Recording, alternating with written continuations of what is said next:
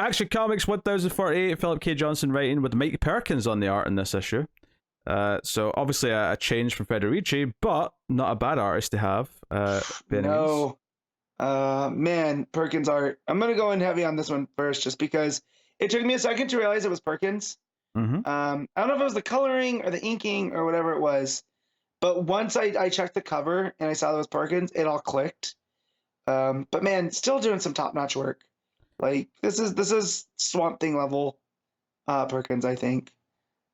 So drawn like from the mundane of Lois at the zoo with the kids to Metallo in the jail cell to Superman fighting new gods, looks great across the board. Yeah, it starts off with Lex coming to see Metallo. He's given Metallo a new body, which Metallo didn't want. He didn't ask for. But Lex is like, look, you're going to come work for me, right? You're going to do this. And Metallo's steadfast. He's like, nope, I'm out of this game. I'm not doing it. When Superman beats your ass again, tell him I said hi. Like, that's like a moment that's in this book. Is it? Yeah, it's such a great little moment. And then Lex gets pissed and he flips the table and then he composes himself. Oh, this is about your sister, isn't it? Because you've got her, you don't want to disappoint her. You're not going to. And it's like, oh god, what are you going to do, Lex? Are you threatening the sister? What is your game plan here? And it's like, oh no, like he's going to do something very malicious to try and get Metallo on his side, and it hurts because like Metallo seems like he's actually maybe not like a goody two shoes necessarily, but he doesn't want to necessarily do anything bad. I feel like he's done being used, right? Because we always get that where they just send Metallo in to like essentially be a thug to Superman because of the kryptonite heart.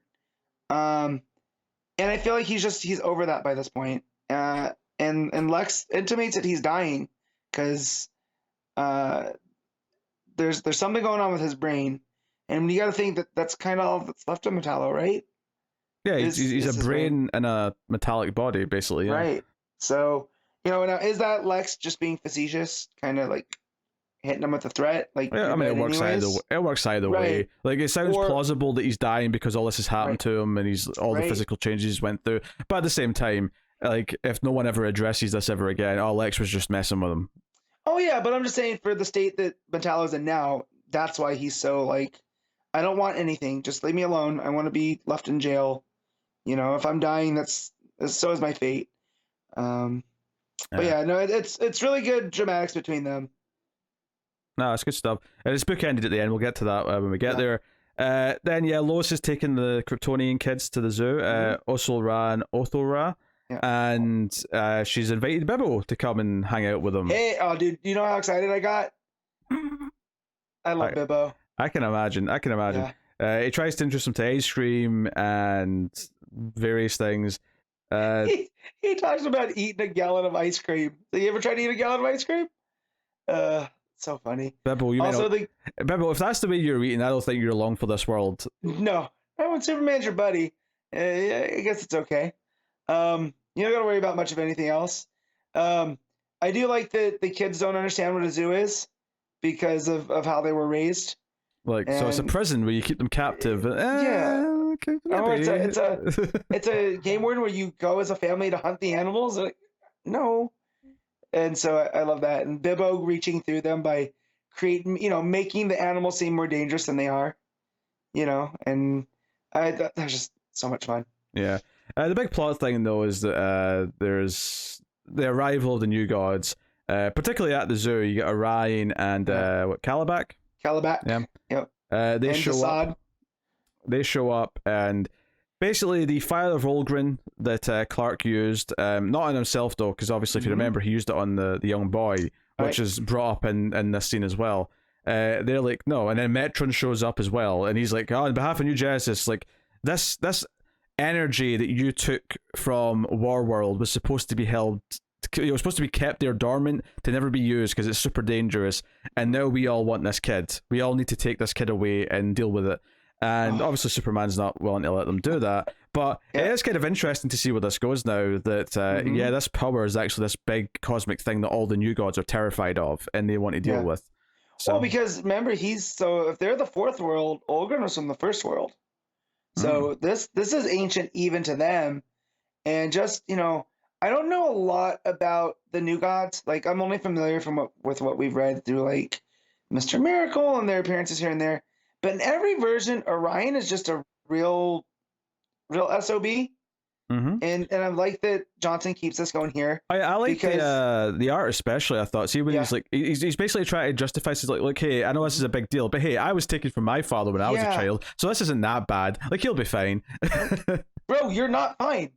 Like, you know, but him also showing up with Calabac, who's his birth brother, right? But they're on opposite sides because of the war, because of New Genesis, and so him showing up with essentially the Apocalypse side is a bit menacing. It shows you that if both sides agree in this, then holy shit, how bad is this?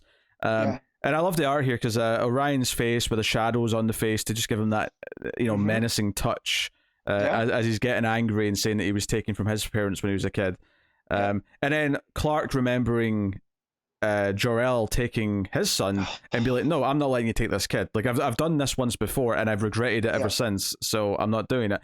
What I really liked about that is that that's relatively recent history. That that's from the start of Rebirth or early on in Rebirth, and I love that that's from only a few years ago has now been used to like drive a character's motivations. It feels like, that was important. It's not been forgotten about, because sometimes in comics when you move from run to run, sometimes writers like to just forget whatever the previous run was if they didn't like it. I love that all the history from the start of Rebirth with Superman still seems like it's fairly important, which is nice. Well, and it keeps between this and in last week's or 2 weeks ago, whenever Son of Kal-El came out, right? We got the reference to when John was younger and his powers were developing, but that version of Clark that we saw in there was from the from that mini that took Lois place and Clark. Before. From Lois and Clark. So the fact that they are going back into that for the John stuff and for Clark, and that scene right there, and when it dawned on me that's what that was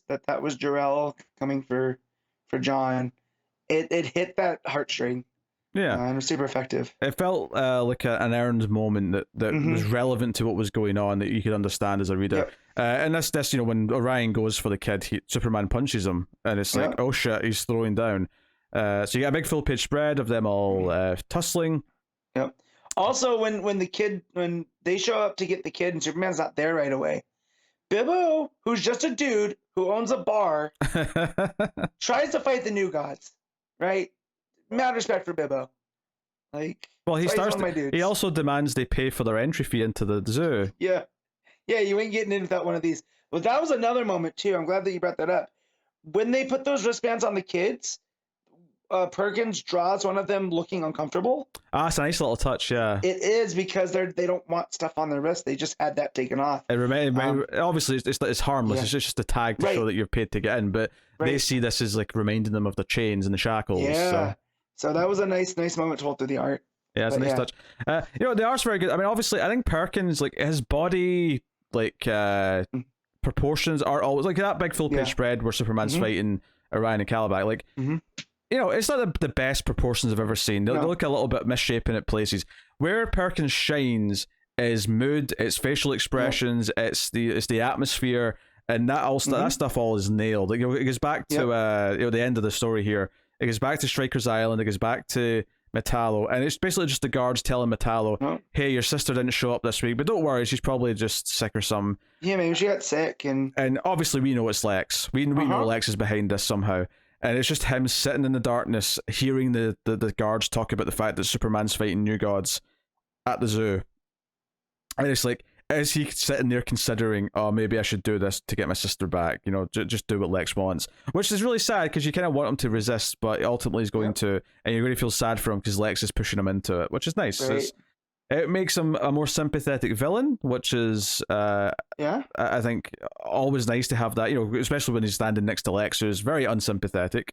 Yes. So, by all means, and then you've got the New Gods, who are not sympathetic in the same way as Metallo, but at least it seems like they've got a reason for doing what they're doing, which, they might ultimately be proven right. We don't know yet. Like, maybe this kid's going to erupt into some sort of dangerous, like, weapon at some point. We don't know. Yeah. But we'll get there with the backup, but there's a moment where they call the Superman family the House of El. Yeah. Which then also reminded me of that story that's told in the future about the descendants of Superman. And there's that one bad one, right? That becomes like the scourge of the universe. Yeah. So I'm wondering if that has, Fire of Olgren, if that's a thing that happens later, if that's his line now, because he was mentioned as a son of Superman. So is that, this kid in the future? We don't know, but yeah, super good stuff, super compelling. Yeah, I liked everything that's set up. I was not expecting New Gods to come into it. The only thing I'll really say is that they're billing this as part 3 of Return of Kal-El. Yeah. And Superman, last issue was part 2, and I'm like, these are just 2 separate stories. He happens to just be back in both, but they're not. It's not an ongoing story that's bouncing between them at all. You could totally just read action or just read Superman, and you'd be fine. Yeah. Well, maybe they want people reading them more, I guess.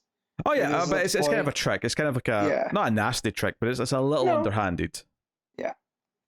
So, well, I mean, if you're a Superman fan, I can't imagine you not reading both. But there's people out there that. Well, unless you're homophobic. Yeah. Well, I'm not thinking of them. I'm thinking of the people that maybe have to make a decision at the comic book store. Sure. Yeah, they can only afford so many comics, and they have to pick one or the other. Yeah. Right. So maybe this will help you make your decision and pick something else. So. Yeah.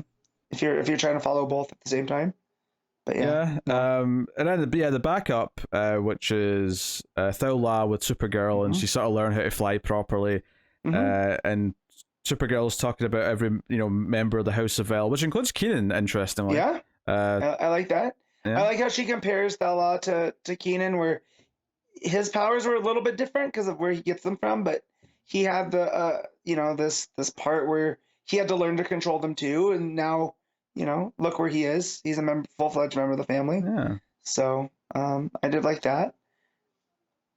Yeah, so anyway, this is about Chetel, who is coming in the name of Mongol Who Was, and wants to cause chaos. And we find out that he is, he's actually survived a lot of Mongols. He's kind of the oldest living Warzone. He's the oldest living Warzone, which is why he's missing all of his limbs. Yeah, and he's still super dangerous. Them up in battle. Yeah, and he's still super dangerous because all of the other Warzones worship him so much that they just do his bidding for him. Like he doesn't need his own limbs in a weird way. They become his limbs. I like that part too. Yeah. So, and also Thawla, her super hearing kicks in for the first time, but she hears something underground in the city, which sets up for our cliffhanger, which is that Chetel has raised this demonic thing out of an egg, which was explained in some of the story here. That rumors are that he won back in the day because he left this planet, which the planet thought they were done of like the war zones and they were left safe, but he had planted this egg which hatched this monster, which seems to have hatched under Metropolis here at the end of the backup. So yeah, it seems like it's going to be just a more simple action story, but it is still related to the main plot. We're still dealing with Thawla. It's nice to have a little bit of Supergirl in here in the backup, which is kind of like maybe preemptive of what they're doing with the format in January, which is the backups are going to feature other super characters, which is nice. So they're kind of already doing that here with these. Although it's still by Johnson, so you might expect it'll be a bit more relevant to what's going on. At the very least, it's spinning out of the aftermath of the War World saga. So yeah.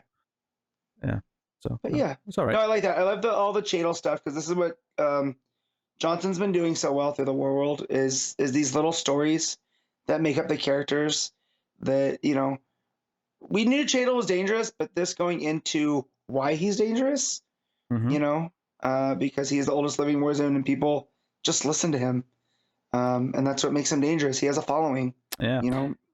The art in the backup is by David Lapham, which is a bit of a tonal shift from the main story for sure. Yeah, it's this very bubbly, rounded figures type that is more Dodson's-esque than... It's a lot more flat as well. There's not a lot of detail, especially in the bodies. I felt there was times where proportions in Supergirl felt off because our body was like drawn with like no detail, and it was so flat in terms of there wasn't much drawn in to give it shape. And as a result, like her legs look kind of weird. There's one panel. It's when Thawla's superheroes kicking in, and all the dooms around her head. Like Supergirl's like body shape looks kind of weird because her legs just look so flat. So it's just one of those things where I don't think the art's bad, but it definitely is a different style and a bit more old school, I would say.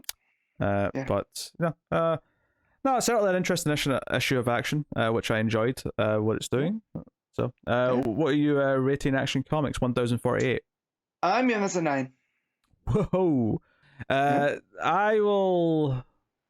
Again, I think I'll go. That's a little bit under. I'll say 8.5. I think it's really good. There you go. I like everything it's teasing, and Perkins' art was nice. Obviously different from Federici, but I appreciate that they went with another moody artist because it at least felt a bit more similar than say if they'd switched to what the backup is, where all of a sudden it's this bubbly, colorful art.